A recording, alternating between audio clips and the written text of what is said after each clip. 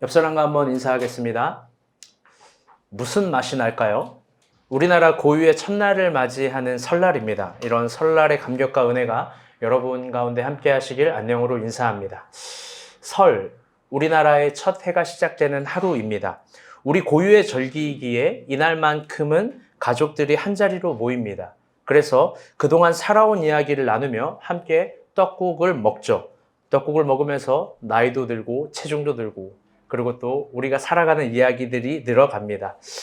우리는 이렇게 마음껏 먹고 마시고 일정들을 정리하면서 고유 명절로 모이는데 우리가 모이는 그 이름은 가족입니다. 가족이라는 공동체, 1년에 한 번뿐인 이 시간들로 다시 느끼는 거죠. 여러분 떡국 많이 드셨습니까? 우리 윤희는 굉장히 예뻐졌어요. 떡국을 안 먹고 다이어트를 했나? 새 걸 먹었어요? 주애가 없어서 그런가 오늘? 스트레스가 없어, 미안해요. 그런데 제가 목회를 하다 보니까요, 꼭 그렇지 못한 가정이 많이 있습니다. 이렇게 우리가 이상적으로 가정은 이래야 된다. 그리고 또 우리가 이해하고 있고 알고 있는 고유 명절을 이렇게 보내야 된다라는 플롯이 적용되지 않는 그런 가정이 꽤 많습니다. 요즘은 정말 더욱더 그러합니다. 친인척과의 다툼, 가족과의 불화, 누구에게도 말할 수 없는 가족 간의 사연들이 있습니다. 그렇게 설날과 추석이 부담되기도 합니다. 목회를 하면서 삶의 창문을 들여다보니 생각보다 많은 가정이 그러합니다. 우리가 본 교회 가정들 중에서도 분명 그런 가정이 있을 겁니다. 그런데 그럴 때 우리가 툭 들어오는 감정은 이런 겁니다. 그래서 나는 불행해. 고유 명절은 부담스러워. 그런데 여러분, 그런 분들에게 장기한 노래 제목을 선물해주고 싶습니다. 다시 따라볼게요. 그건 네 생각이고. 여러분, 제 말을 절대 오해해서 들으면 안 되는데요. 그건 그거고 이건 이겁니다. 그게 그렇다고 해서 이게 될 수 없다는 아주 이상한 이야기입니다. 각각의 가족사는 각각의 사연이 있습니다. 그런데 그게요, 친인척의 기준에서 이해가 되거나 설득이 되거나 설명이 충족돼야만 우리 가정에 좋은 건 아닙니다. 오히려 정말 중요한 건 지금 내가 속해 있는 나의 직계 가족입니다. 제가 친인척을 무시하라는 소리가 여러분 전혀 아니에요. 오해해서 들으면 안 돼요. 지금 내가 가족으로 속해 있는 내 아버지, 어머니, 형제, 자매에게 더 신경 쓰는 것, 여러분 그것도 좋은 명절의 의미입니다. 지금도 설 연휴 중에 있습니다. 월요일은 대체 휴일이라고 합니다. 그러니 집에만 푹 퍼져 있지 말고 나의 사랑하는 직계 가족들과 더 좋은 추억을 가지시기를 바랍니다. 바람이라도 쏘이고 맛있는 것도 먹고 이럴 땐 돈도 한번 쓰면서 쇼핑도 하는 겁니다. 가족 간에 알 수 없는 사연들로 나의 가족을 망치지 않는 우리가 되었으면 좋겠습니다. 아멘. 이번 주 큐티는 마가복음으로 넘어왔습니다. 다들 좀 어떠셨는지요? 마가복음은 신학적인 장치가 굉장히 많은 성경입니다. 마가복음은 자연스럽게 써진 복음서의 글 같지만 섬세하게 분석하면요, 마가복음의 저자는 중요한 것들을 기호학으로 숨겨놨습니다. 그 대표적인 것이 권위 논쟁이라는 겁니다. 우리 말씀 하나 보도록 합시다. 마가복음 11장 27절부터 33절입니다. 다 같이 한번 읽어볼게요. 시작. 그들이 다시 예루살렘에 들어가니라. 예수께서 성전에서 거리실 때 대제사장들과 서기관들과 장로들이 나와 이르되 무슨 권위로 이런 일을 하느냐? 누가 이런 일을 할 권위를 주었느냐? 예수께서 이르시되 나도 한 말을 너에게 물으리니 대답하라. 그리하면 나도 무슨 권위로 이런 일을 하는지 이르리라. 요한의 세례가 하늘로부터냐 사람으로부터냐? 내게 대답하라. 그들이 서로 의논하여 이르되 만일 하늘로부터라 하면 어찌하여 그를 믿지 아니하였느냐 할 것이니 그러면 사람으로부터 할까 하였으나 모든 사람이 요한을 참 선지자로 여김으로 그들의 백성을 두려워하였더라. 이에 예수께서 대답하여 이르되 우리가 알지 못하노라 하니 예수께서 이르시되 나도 무슨 권위로 이런 말을 하는지 너희에게 이르지 아니하시리라. 아멘. 길게 읽었지만 중요한 본문이기에 축약하지 않았습니다. 언젠간 여러분에게 이 본문으로 꼭 설교를 해주고 싶습니다. 이 본문에서는요, 예수의 권위에 대한 것들이 신비의 기호학으로 숨겨져 있는 겁니다. 어떻게 해석하느냐에 따라 예수는 하늘의 선지자가 되기도 하고 땅의 반역자가 되기도 합니다. 마가복음은 최초로 권위 논쟁을 펼치면서 예수가 당시 유대 사회에서 어떤 전체 대결을 시도하고 있는 중인 겁니다. 그 대결이 어떤 거냐면 예수는 메시아인가? 라는 논쟁을 넘어서 메시아는 누구인가라는 더 적극적이고 진보적인 주제입니다. 그게 마가복음의 대전제입니다. 마가복음은 예수 그리스도의 메시아성을 확고한 전제로서 표현해내고 있고 설득해 가고 있는 겁니다. 그래서 마가는 유독 예수의 메시아성에 대해서 집중합니다. 마가복음 1장 전체의 내용이 메시아인 예수의 등장으로 말미암아 변화되는 유대 사회의 파급력을 그리는 겁니다. 우리가 큐티했던 마가복음 1장은 사실 그렇게 볼 수 있는 겁니다. 많은 구절이 있지만 마가복음 1장에 그 유대 사회의 파급력을 세 절로 봅시다. 예수가 등장함으로 유대 사회는 이렇게 변한 겁니다. 세 절입니다. 시작. 무사람이 그의 교훈에 놀라니 이는 그가 가르치신 것이 권위 있는 자와 같고 서기관들과 같지 아니하노라. 다 놀라 서로 물어이르되 이는 어찌미냐 권위 있는 새 교훈이로다. 더러운 귀신들에게 명한즉 순종하는도다 하더라. 예수의 소문이 곧 온 갈릴리 사방에 퍼지더라. 아멘. 그 파급을 이렇게 표현하는 겁니다. 그 교훈이 놀랍다. 그 권위가 서기관과 바리새인 같지 않다. 새 교훈이다. 귀신이 떠나간다. 예수의 소문이 온 갈릴리에 퍼진다. 더 나아가 갈릴리의 모든 병자들과 약자들이 나아짐을 얻는다. 즉 유대 사회는 예수의 등장으로 지금까지 경험해보지 못한 새로운 것들을 경험하는 겁니다. 그런데 참 재미있는 것은 예수의 메시아성, 저분은 좀 다르다. 유대 사회가 변하고 있다. 이게 어떤 일인지 이야기하면서 그 예수의 메시아성을 최초로 알아보는 거는요, 예수의 12제자가 아니라는 거예요. 예수의 메시아성을 가장 먼저 알아보는 건 놀랍게도 귀신입니다. 우리 24절, 34절 봅시다. 시작. 하나님 예수여 우리가 당신과 무슨 상관이 있나이까? 우리를 멸하러 왔나이까? 나는 당신이 누군지를 아노니 하나님의 거룩한 자니이다. 예수께서 각종 병이 든 많은 사람을 고치시며 많은 귀신을 내쫓으시되 귀신이 자기를 알므로 그 말하는 것을 허락하지 아니하더라. 아멘. 깊은 설교를 들어가기 전에요, 저는 본문을 묵상하면서 이게 참 인상적이었습니다. 수많은 사람들이 자신이 치료되는 걸 분명히 유대 사회에서 경험했는데, 그걸 직간접적으로 경험했는데요, 아무도 예수를 그리스도라고 인정하지 않습니다. 예수를 구원자라고 생각하지 않습니다. 오늘 본문은 아니지만 동일한 마가복음 1장 40절에서 45절은요. 예수가 나병 환자를 고쳐주십니다. 예수님 나병 환자를 고치는데요.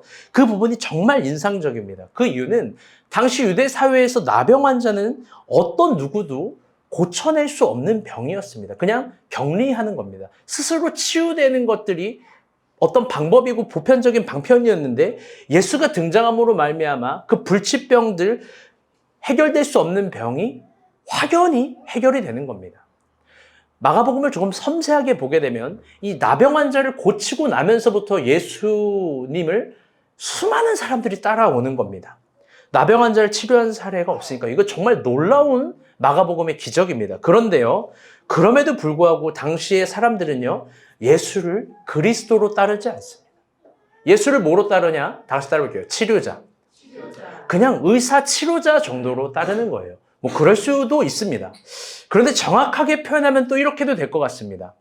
예수가 가시고자 하는 길을 같이 파악하고 같이 고민하고 같이 가보려고 하는 사람은 무리 중에 없었던 거예요. 사복음서의 내러티브를 보면요, 예수를 따르는 사람들은요, 다 개인적인 필요를 채우기 위해서 따릅니다. 개인적인 치료를 위해서, 자신의 신분 상승을 위해서, 자신의 배고픔을 해결하기 위해서, 자신의 필요를 채우기 위해서 예수를 따른 겁니다. 물론 잘못된 건 없습니다. 여러분 오해하지 마세요. 다 그렇게 따릅니다. 우리도요. 잘못된 건 없습니다. 다 자기가 필요하니까 따른 거죠. 그런데요, 한번 깊게 마가복음의 메시아인 예수의 모습을 봅시다. 그분 아마 많이 외로웠을 거예요.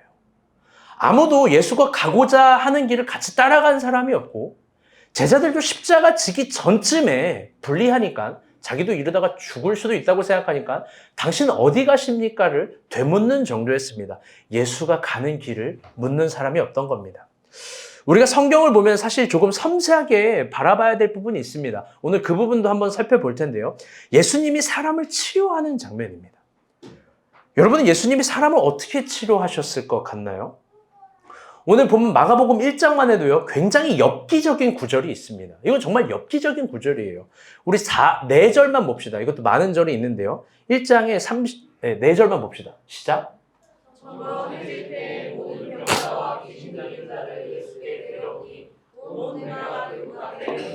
33절. 온 동네가 그 문 앞에 모였더라. 시간 없어 설명 못하지만 그냥 많이 모였다. 이 정도로 생각해 주세요.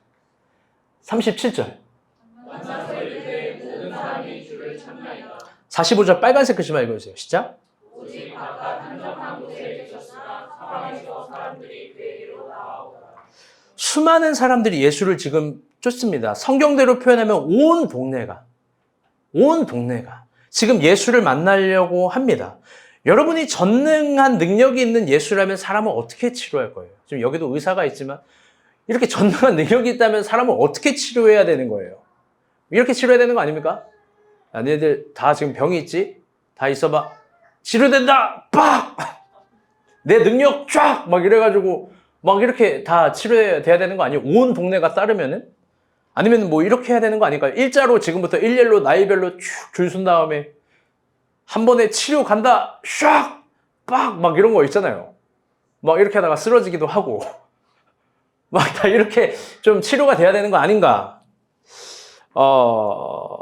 우리는 그렇게 생각할 수 있어요. 그런데요, 동일한 마가복음 1장의 기사를 기록하는 누가복음은요, 정말 충격적인 정보를 제공해요. 사실 저는 본문에 제일 좋아하는 본문 중에 하나인데요. 이번에도 말씀을 준비하면서 이 본문을 보고 정말로 많이 흐느끼고 너무 울컥한 거예요. 동일한 마가복음 1장을 똑같이 쓴 누가복음 4장 38절부터 41절인데요. 우리 39절에 41절, 세 절만 봅시다. 39절부터 봅시다. 시작. 예수께서 가까이 서서 열명을 꾸짖으시되 일어나고 여자하고 일어나 그들에게 수종드라. 해질 문앞에 사람들이 온갖 병자들을 데리고 나오되 예수께서 일일이 그 위에 손을 얹으사 붙이시니 여러 사람에게서 귀신들이 나가며 소리질러 이르되 당신은 하나님의 아들이니라. 예수께서 꾸짖으사 그들이 말하며 허락하지 아니하시니 그는 자기를 그리스도인 줄 아니라. 아멘. 40절 내용을 보면요, 이런 말이 있어요. 예수께서 일일이 그 위에 손을 얹으사 고치시니. 이게 헬라어로요, 일일이라는 단어가 에이스 에카토스라는 단어입니다. 이게 용례가 재밌어요. 알곡과 가라지를 고를 때 농부가 품종을 일일이 확인하는 거예요. 지금은 많이 과학적으로 이런 것들이 구분이 되겠지만 고대 농경사회만 내도요, 모든 것들을 가라지건 알곡이건 일단 뽑고 이거 품종을 직접 확인하는 겁니다. 일일이. 즉 예수님은요, 하나하나 일일이 구체적으로 보면서 수많은 병자들을 고친 겁니다. 일일이 그 위에 손을 대면서 고친 거예요. 그런데 여러분, 손을 대고 어떤 표정으로 고쳐주셨을까요, 예수님이? 무표정? 너무 귀찮으니까 말하지 마, 말 시키지 마. 아니죠. 막 여러분 잘 나가는 식당 보셨어요? 식당? 거기서 요리하는 주방 어머니들 보셨나요? 우리는 맛있게 요리를 먹지만 주방에서 있으신 분들은 표정이 없어요. 손님이 계속 와가지고. 여러분 과연 그렇게 제육볶음하듯 사람을 고치셨을까? 그렇게 칼국수 삶듯 예수님이 고치셨을까? 그런 게 아니라는 거예요. 일일이 어루만지면서 대화하면서 치료하셨겠죠. 너 이름이 뭐냐? 너 왜 이렇게 다쳤냐? 너 힘들었겠구나. 윤희, 넌 꿈이 뭐냐? 너는 지금 어디서 살고 있는 거냐? 너는 지금 하나님을 알고 있니? 즉 예수님은 치료를 통해서요, 이스라엘이 가장 연약한 걸 어루만지시는 거예요. 그런데 우리가 주님께 바라는 치료는요, 이런 게 아니에요. 우리는 굉장히 무식하게 바라요. 뭘 바라냐? 과정 없는 결과만 말하는 거예요. 그게 위장병이든 위암이든 두통이든 그냥 한 번에 싹, 꽉, 빡! 주님이 주는 기적은 사실 그런 게 아닌데 우리는 과정 없는 결과만 바라는 거예요. 샥, 꽉, 빡! 그래서 결과만 바라는 거예요. 그러나 주님은 사실 그 틈 사이로 일일이 더 깊게 다가오시는 거예요.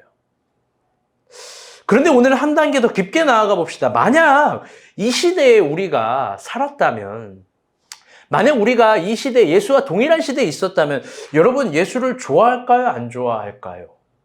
민정이 예수님 좋아하겠어요? 안 좋아하겠어요? 너에게는 사실 정해진 답이었어. 당연히 좋아하겠죠. 이렇게 따뜻하고 깊은 분, 병 하나를 고쳐도 일일이 물론 한국 사람들은 아니 예수 이렇게 말이 많아. 그냥 치료만 해주시면 되지. 뭐 이런 정서를 가질 수 있겠죠. 한국 사람들 급해서. 그런데 여러분 이런 마음이 따뜻하고 깊은 분 만나면 다 좋은 거예요. 각박한 사회성에서 내 이야기를 들어줄 수 있는 어떤 타자적인 존재를 만나면, 그런 타자적인 시간을 만나면 그 좋은 겁니다. 아마 우리 모두 다 예수님을 좋아할 거예요. 그리고 수많은 무리들이 예수를 따른 거랑 동일한 마음일 거예요. 그런데 한번 이런 거 물어볼게요. 예수님은 어땠을까? 예수님은. 저는 사실 예수님도 굉장히 좋아했을 것 같아요. 그런 수많은 무리의 환호들과 원함들이 싫지 않았을 것 같아요. 한번 생각해봐요. 우리가 본 교회 지원간사가 있지 않습니까? 지원간사가 있는데 남자가 좋다고 1000명씩 따라다닌다고 쳐봐요. 1000명. 좋아요, 안 좋아요? 애써 웃음을 참고 있는데 지금 봤어? 윤용식이 지금 엄청난 자연스러운 미소. 엄청 좋아하겠죠, 엄청. 우리가 본 교회는 매표소예요. 박지원 간사 보려면 표를 끊으세요. 형주가 딱 표 하나씩 끊어주고. 안 돼, 나가. 박인혜자매 한번 생각해봐요. 예배 드릴 때마다 이내자매 본다고 이내자매 미모를 보겠다가 2000명씩 따라오는 거예요. 형제들이. 왜 정지 형제가 좋아하세요? 여러분 좋지 않겠습니까? 굉장히 좋겠죠. 분명 부담스러운 부분도 있겠지만 나를 그렇게 원할 때 좋은 거예요. 누가 인간산이 기타 친다고 3000명씩 막 대기한다고 쳐봐. 아멘. 그렇지. 아멘이 믿음이지. 나 인간산이 설교하면서 웃는 거 처음 봤어. 아니 생각만 해도 그렇게 웃긴 거야? 3000명씩 막 수많은 무리들이 막 따라요. 당신의 기타 소리 한 방으로. 그럴 때 저한테 이제 구박하겠죠. 아니 설교를 좀 똑바로 하던가 이러면서. 사실 피곤하고 부담스럽지만 그렇게 무리가 환호하고 좋아할 때 힘이 있는 거예요. 분명히 좋을 거예요. 일본의 인문학자 사이토 다카시는 세계사를 움직이는 5가지 힘에서 그런 힘을 이렇게 이야기해요. 몬스터니즘. 그게 세계를 움직이는 힘이라는 거예요. 마성적인 힘이에요. 대중이 열광하고 있다는 힘, 대중이 나를 원한다는 힘. 사실 예수님은요, 이런 유혹에 직면했을 거예요. 오늘 본문에서. 그리고 복음서를 깊게 보면요, 예수님 이런 유혹에 자주 직면해요. 그래서 본인을 사탄 마귀는, 우리가 오늘 그런 부분 설교하는 건 아니지만 예수를 인기 스타가 되게끔 해보려고 하는 거예요. 인기 스타가 되게끔. 예수님을 시험할 때 이런 말 하잖아요. 높은 곳에서 뛰어내려 봐라. 뛰어내리면 천사들이 너를 바칠 거 아니냐. 여러분 그 배경이 성전입니다. 그 성전에서 딱 뛰어내린다고 쳐봐요. 많은 사람들이 예수님이 죽지 않는 걸 봐요. 예수님처럼 스타가 되는 사람이 어디 있어요? 여러분 그러면 복음 전도에도 효과적인 사람 되는 거 아닙니까? 야, 뛰어내렸는데 안 죽는데. 대단한 거 아니에요? 여러분 그런데 계속 그렇게 가다가 예수님 십자가 못 지는 거예요. 주님은 그렇게 하지 않았어요. 오늘 본문도 마찬가지입니다. 35절에서 37절 너무 중요한 절이에요. 우리 집중해서 한번 볼게요. 시작.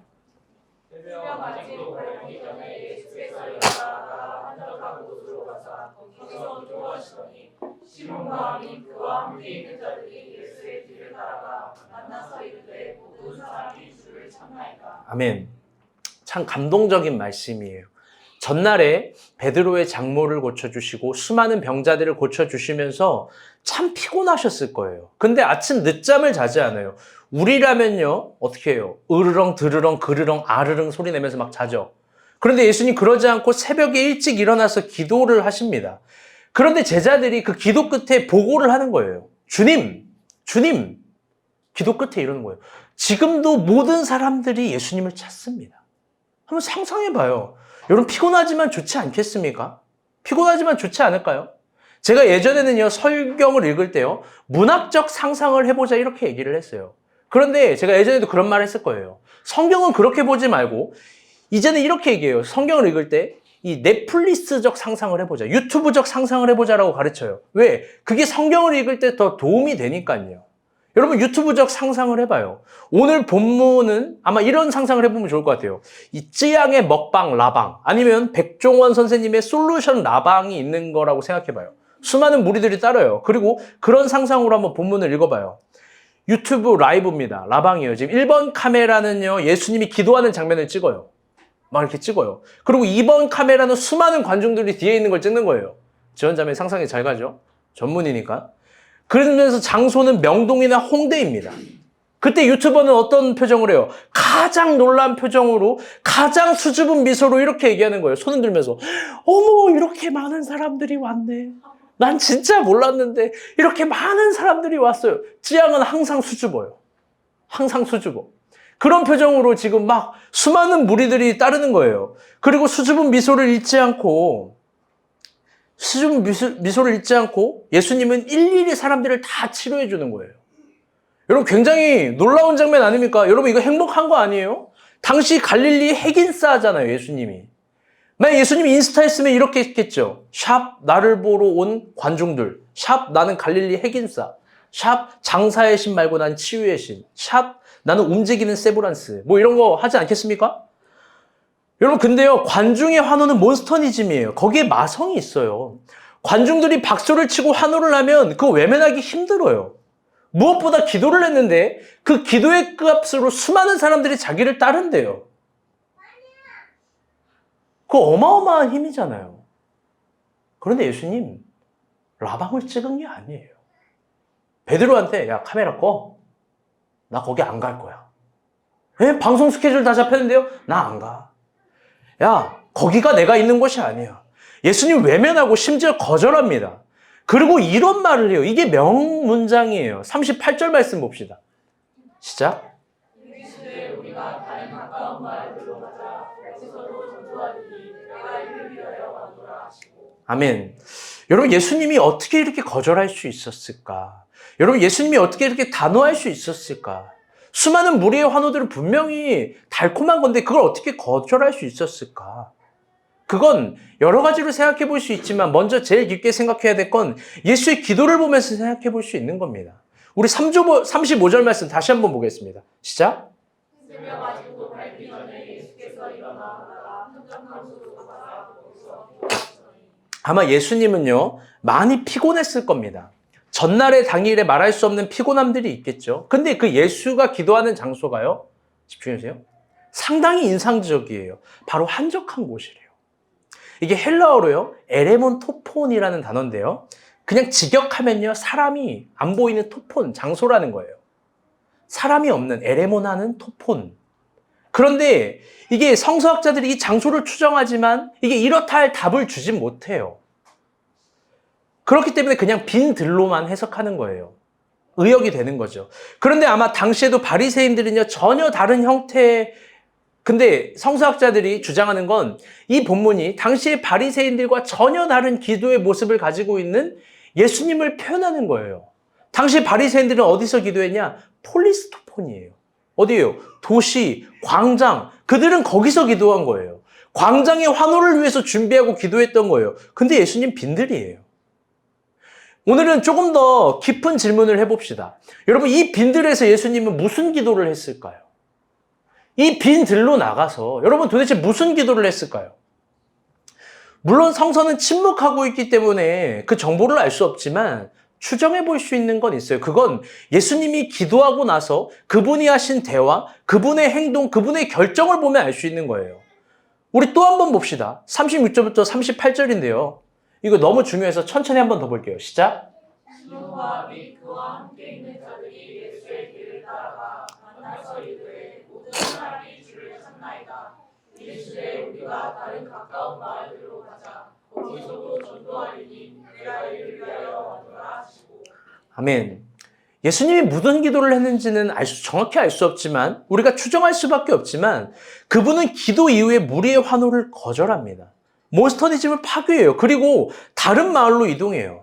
어쩌면 그분의 기도는 주기도문의 핵심처럼 뜻이 하늘에서 이루어진 것처럼 땅에서 이루어지기를 원하는 그런 기도예요. 예수님은 하늘의 논리와 하늘의 환호를 따라서 땅의 논리와 땅의 환호를 거절해요. 그리고 그 정확한 방향이 뭐냐? 다 같이 따라볼게요. 전도예요. 난 전도하러 온 거야. 나는 스타가 되려고 온 거 아니야. 여러분, 이게 되게 무서운 말이에요. 나는 저 사람들 치료해 주기만을 위해서 온 하나님이 아니야. 심지어 끝에 이런 말을 해요. 나 이걸 위해서 왔어. 전도하러 왔노니 내가 이를 위하여 왔어. 여러분, 이제 정리하면서 깊게 한번 새겨봅시다. 그분이 수많은 피곤함을 짊어지고 사역하는 이유, 그분이 수많은 환자들을 일일이 어루만지면서 치료하시는 이유, 더러운 귀신을 박살내시는 이유, 더 나아가 새로운 교훈을 설파하는 이유, 무엇보다 무리의 환호를 거절하는 이유, 그거 전도라는 거예요. 주님 그거 위해서 왔다라는 거예요. 아니, 메시아가 그걸 하기 위해서 온 거예요. 여러분, 설날이에요. 여러분, 오늘은 또 전도라는 본문이 우리에게 주어졌어요.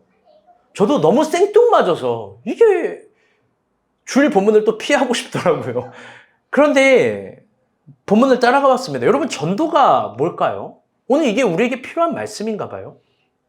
전도 설교 한 번도 안 했는데 하필 새로운 분들이 오늘 온 날 전도 얘기를 하네. 우리가 알고 있는 전도는 이런 거 아니겠습니까? 예수가 그리스도라는 거, 예수가 구원자라는 걸 전하는 거. 물론 이 기치의 가치를 포기할 수 없고 외면할 수 없죠. 그런데 여러분, 그래서 전도가 될까? 여러분, 길거리에 있는 사람들에게 가가지고 예수가 그리스도래요. 예수가 구원자예요. 그럼 이렇게 반응할걸요? 나도 알아.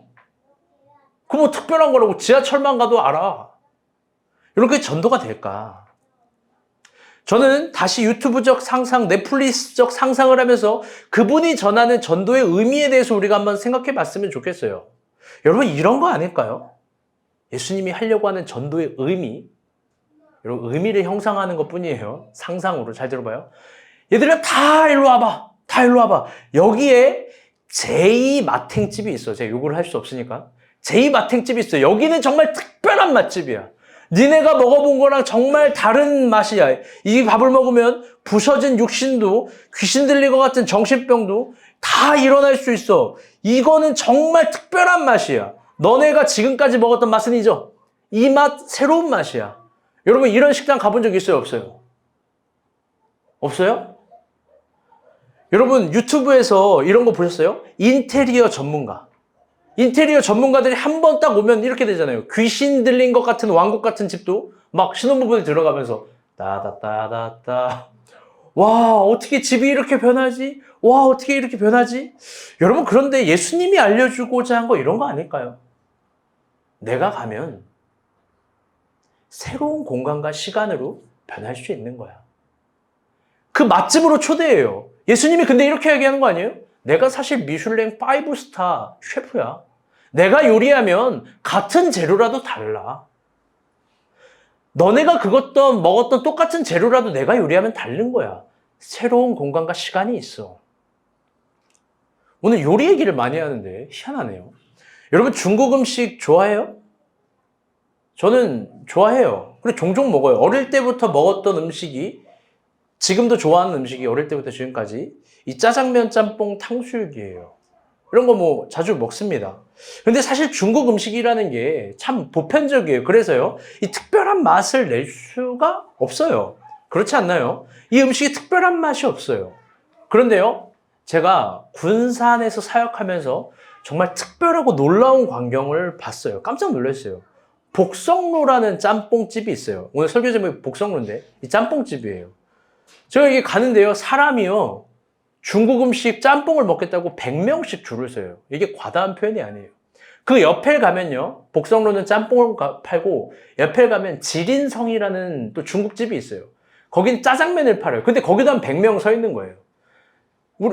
제가 사역할 때 아는 목사님이 거기를 지나가면서 여기가 중국집인데 사람이 이렇게 줄을 많이 서, 그러길래 저는 놀랐어요. 아니, 무슨 짜장면 짬뽕 먹겠다고 줄을 이렇게 100명씩 서나. 군산에 중국집이 2군데밖에 없나. 이 배달을 안 해주는 건가. 근데 오른쪽 왼쪽을 지나 더 앞으로 가면 더 충격적인 장소가 있는데 그 이성당이에요. 거긴 사람들이요 200~300명씩 줄을 서요. 저 물어봤어요. 저것도 중국집이냐고. 그러니까 아니래요. 이 성당은요, 빵집이래요. 저기서 무슨 빵을 먹냐? 단팥빵 먹으려고 서울에서 사람이 와가지고 줄을 선대요. 저는 정말 문화 충격이었던 게 뭐냐면요. 단팥빵을 평소에 사 먹어보지도 않았지만 단팥빵 하나 먹으려고 저렇게 줄을 선다는 게 이해를 할 수가 없어요. 이해를 할 수가 없다고요. 그래서 호기심이 많이 생겨서 어느 날 제가 사역하면서 일정 쉴 때 저기 한번 가보자 생각을 했어요. 그런데 내심 자존심이 상하는 거예요. 나도 저기에 줄을 서 있는다는 게. 한편으로 저게 굉장히 한심해 보였거든요. 아니 바빠 죽겠는 시간에, 여러분 제 스타일 알 거예요. 바빠 죽겠는데 저기 줄을 서서 밥을 먹는다고? 짬뽕 한 그릇을? 그래서 11시 오픈인데 10시 1시간 전에 가서 줄을 섰는데 이미 한 40명이 있어요. 이미 기분이 안 좋아요. 짬뽕을 먹는데 내가 줄을 선다는 게. 근데 스스로 별 생각이 다 들어요. 그냥 갈까? 내가 한심하다. 이게 뭐지? 근데 줄을 서 있는 사람들의 표정은요, 굉장히 설레고 행복하고 그 시간에 막 즐겨요. 와, 오늘 내가 첫 번째 손님이네. 막 앞에 있는 사람 그러고 막 이거 먹으면 진짜 인증샷 해야지 막 이러고 아주 그 시간에 즐거이 기다리는 거예요. 저는 이해할 수 없지만. 그래서 앞에 40명 보내고 1시간 기다려서 저도 먹었어요. 특별하면 얼마나 특별하겠어요. 국물 한 숟갈을 먹는 순간 그릇에 머리를 박고 올리질 못했어요. 제가 짬뽕 한 그릇을요, 그렇게 완뽕을 하게 될 수 있는 위장이 있는 줄 몰랐어요. 그냥 후루룩 후루룩 다 먹었어요. 저는 살면서 그런 짬뽕 맛 처음 먹어봐요. 너무 맛있는 거예요. 여러분 시간 되면 복성로 꼭 가보셔요. 복성로 전도하는 사람 같은데 그거는요 경험해봐야 돼요. 이 세상 중국 음식 맛이 아니에요. 신세계예요. 그래서 거기에 내가 인정이 돼서 이성당을 갔어요. 직진을 가서 짜장면은 못 먹겠고 빵집 이미 100명이 줄 섰어요. 전 100번째 정도 될 거예요. 1시간 반 정도 기다려가지고 1시간인가 1시간 반 기다려서 단팥빵을 딱 골랐어요. 이게 뭐 그렇게 대단해? 한 입 먹었어요. 먹자마자 이번에 진짜 후회했어요. 왜 후회한지 알아요? 단팥빵을 1개 산 걸. 그 오랜 시간 기다려가지고 단팥빵 1개 산 게 너무 내가 한심한 거예요. 왠지 알아요? 너무 맛있으니까. 이런 단팥빵 맛은 처음 먹어봐요. 옆에 보니까 옆에 사람들 한 30개, 50개씩 사요. 거짓말하는 게 아니라 어떤 사람은 내일 지구가 멸망할 기세로 빵을 사요. 단팥빵이 이렇게 하나 들어오면 한 접시채로 막 이걸 막 다 담는 거예요. 그게 이해가 안 되는데 먹으면 이해가 돼요. 그런 시간 활용법이, 그런 논리들이, 그런 경제학적 개념들이, 그런 시간과 공간이요, 먹으면 이해가 돼요. 그런 맛이 존재해요, 이 세상에는. 제가 그래서 연애할 때 제 아내에게 특별하게 자랑을 했어요. 군산에 이런 짬뽕집이 있대. 복성으로 알아, 지린성 알아? 그러면서 막 신나게 자랑을 하니까 이런 말을 해요. 자기는 그런데 죽어도 안 간대요. 알고 보니까 군산에는요, 복성로 지린성보다 맛있는 데가 너무 많은 거예요. 할렐루야? 군산은 가나안이에요. 정말 맛있는 데가 많아요. 젖과 꿀이 흐르는 것 같아요. 여러분 그런데요, 전도가 이런 게 아닐까. 예수는 그리스도다, 예수만 구원자다. 여러분 이런 문자를 전달하는 게 여러분 전도가 아니에요. 이미 이 세상 사람들은요, 그런 이론이 필요한 게 아니에요. 그들은 예수보다 재밌고 예수보다 맛있고 예수보다 행복한 게 널리고 깔려 있다라고 확신해요. 오히려 우리가 보여줘야 될 건 새로운 시간과 공간을 보여주는 거예요. 같은 삶이라도 특별한 맛이 있다라는 거, 특별한 삶이 있다라는 거, 너희들의 경제와 너희들의 시간과 너희들의 공간의 개념으로 이해할 수 없는 아주 특별한 삶이 있다라는 걸 보여주는 거예요. 고리타분한 삶이 아니라 이해할 수 없기 때문에 이해되지 못한 채로 그냥 고립돼 버리는 삶이 아니라 아주 특별한 맛이 나고 있는 삶이 있다라는 걸 보여주는 거예요. 우리가 보여줄 전도는요, 복성로의 기다림을 보여주는 거예요. 기다리면서 너무 설레고 행복한 감각이에요. 101번째 기다리고 그거 못 먹으면 50개 못 산 걸 후회하는 그런 삶의 감각들을 여러분 보여주는 거예요. 어떻게 보여주냐? 이걸 먹으면 새로운 것들이 있다. 새로운 시간과 공간이 있다. 한 번만 먹여주면 되는 거예요. 한 번만.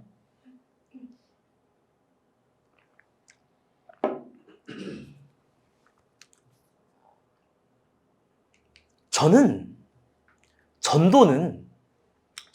설교를 준비하면서 깊게 생각해 봤어요. 전도는 한 개인의 말의 논리와 이론의 화려함으로 될 수 없다고 생각해요. 여러분, 왜 교회가 중요한지 알아요?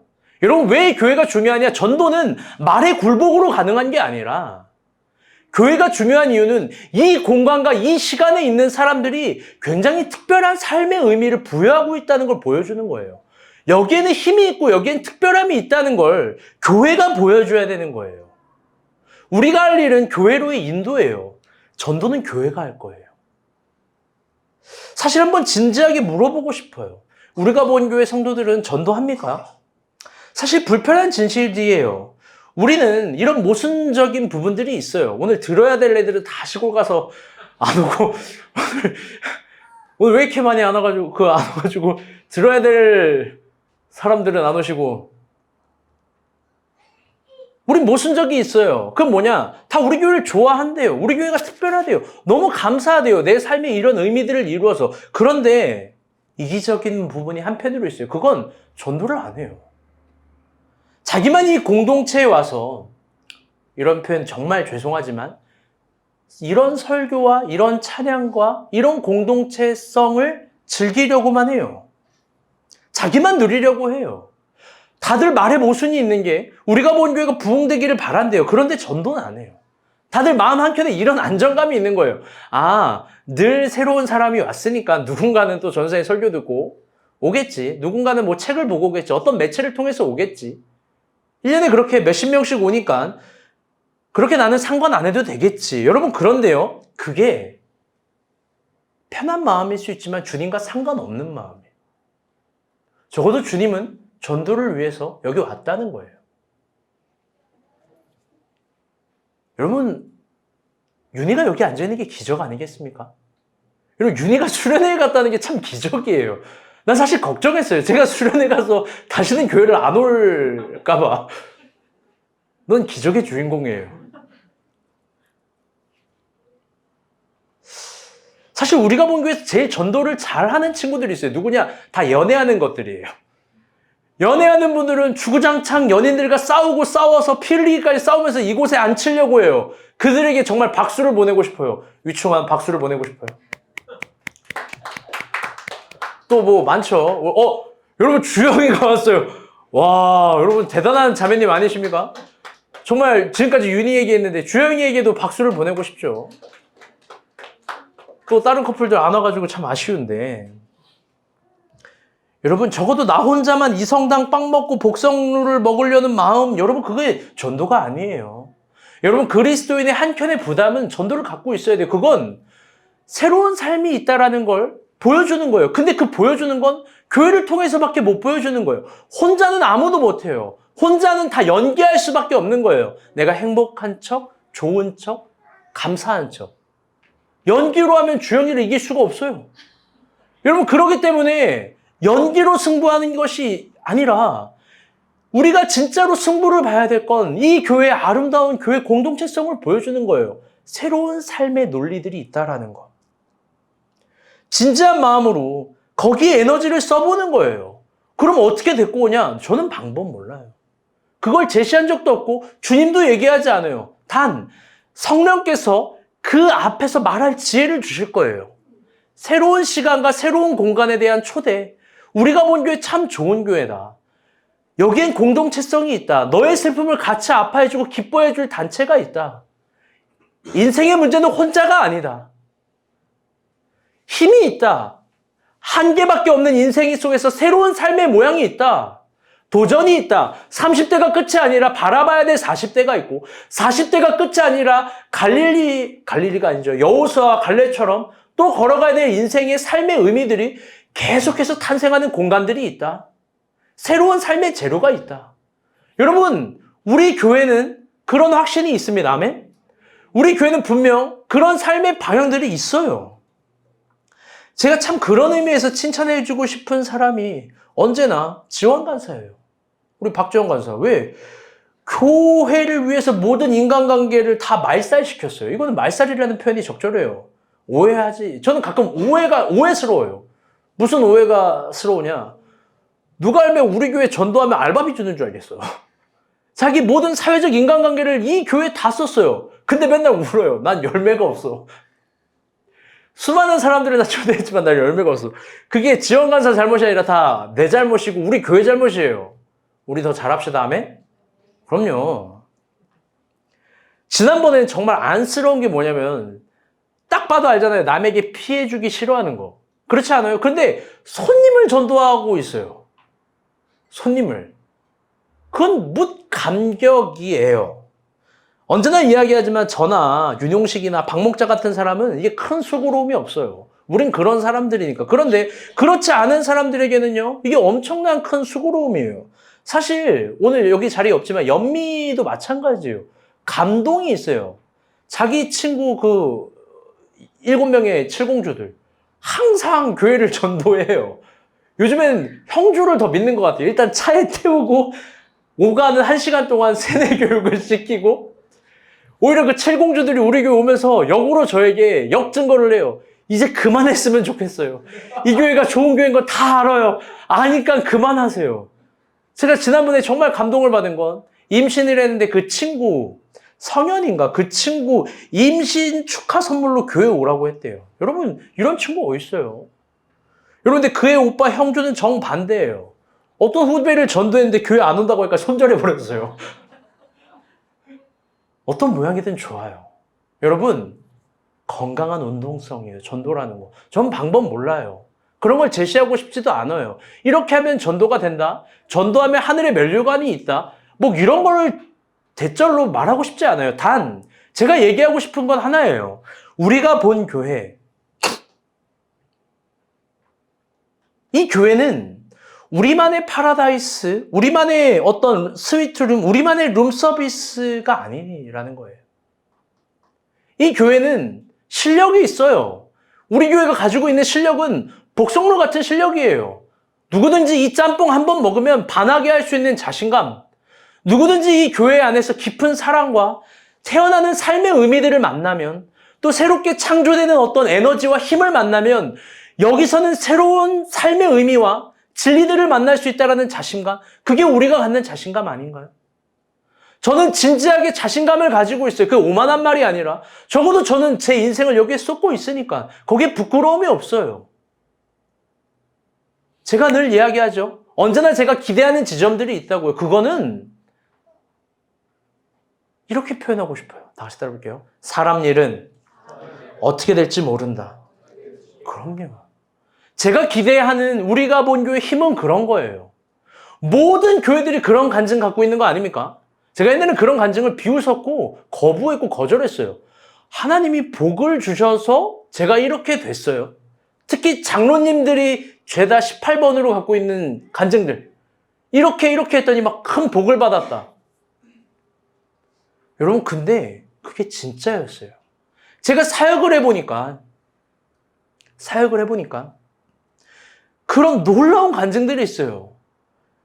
그런 놀라운 축복들이 있어요. 그런데요, 그거는 거의 다 교회를 통해서 와요. 인정될 수밖에 없는 현실이에요.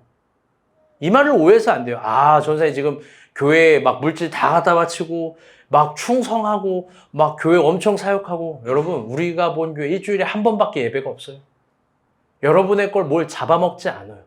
중요한 건 그런 차원이 아니라 여러분이 진심으로 이 교회에 대한 확신을 가져도 될 만한 교회라는 거예요. 사랑하는 여러분, 저는 주님이 이 땅에 교회를 만드셨고 그 교회를 통해서 세상의 새로움을 선도하셨다고 생각해요. 만약 그 교회가 우리가 본 교회가 될 수 있다면, 이 교회에서도 그런 아름다운 축복의 간증들이 있다면 여러분 물불 가리지 말고 달려드세요. 자신이 하고 있는 기도들에 대해서 주저하지 마세요. 자신이 걸어가고 있는 삶의 의미에 대해서 의심하지 마세요. 우리가 배우는 복음의 의미에 대해서 흔들리지 마세요. 지금의 직장과 지금의 현실, 그 시간들 아무것도 아니라고 비웃지 마세요. 막힌다고 절망하지 마세요. 왜? 새로운 길들은 늘 탄생한다고 주님이 이야기하십니다. 우리가 본 교회가 그런 복성로와 이성당 같은 교회 됐으면 좋겠습니다. 아멘. 말씀의 결론을 맺도록 하겠습니다. 오늘 설교 제목이 복성로예요. 여러분 잘 알겠지만 저는 관찰하는 걸 좋아해요. 제가 요즘도 기회가 되면 복성루를 가요. 왜 가냐? 짬뽕 먹으려고 가는 게 아니라 이제는 사장님 표정을 보러 가요. 사실 사장님 사진을 제가 얼굴 찍은 거 있는데 그거는 좀 초상법에 걸릴 것 같아가지고 그거는 공유를 못 하겠어요. 근데 그 얼굴의 표정이요 굉장히 특별해요. 어떤 표정이냐면 이런 거예요. 어떤 전국 팔지의 사람들이 와도 다 이런 느낌일 거거든요. 저처럼 복성루 비우고 짬뽕이 특별하면 뭐 얼마나 특별하겠어. 근데 사장님 표정이 이런 거예요. 이거 한번 먹으면 내가 다 부셔버릴 수 있어. 이건 특별한 맛이야. 이게 과한 자신감과 오버스러운 오만함이 아니라 짬뽕 한 그릇에 자신의 전 생애를 닮은 것 같은 표정들이 있어요. 그 확신들. 내가 배부르게 먹이고 저들을 만족시킬 수 있다라는 거. 저는 복성루를 갈 때마다 진짜 저의 표정에 대해서, 저의 얼굴에 대해서 고민해요. 저의 얼굴에 대해서 고민해요. 우리가 본 교회 리더라는 사람은 어떤 얼굴을 가지고 있는 건가? 새로운 사람들이 올 때 나는 무슨 표정으로 저 사람들을 만나주고 있는 건가? 더 나아가 도전해요. 우리 목자들도 도전해요. 어떤 표정을 갖고 있는 거예요? 아주 특별한 지점이 복성루에 있어요. 그게 우리가 본 교회랑 닮고 우리가 본 교회가 추구하고 싶어요. 그건 뭐냐? 복성루가 성전 건축을 하지 않았다는 거예요. 보통 군산에 잘 나가는 식당들은 다 성전을 새롭게 해요. 막 건물을 세우고 식당을 새롭게 하는데요. 복성루는요, 이게 복성루예요. 지금도 이 건물이고 여기에 수많은 병자들이 다 줄을 서요. 수많은 무리들이 여기 주변으로 쫙 서요. 20년 전이나 지금이나 똑같아요. 전화번호도 안 적혀 있고요. 여기에 다 서는 거예요.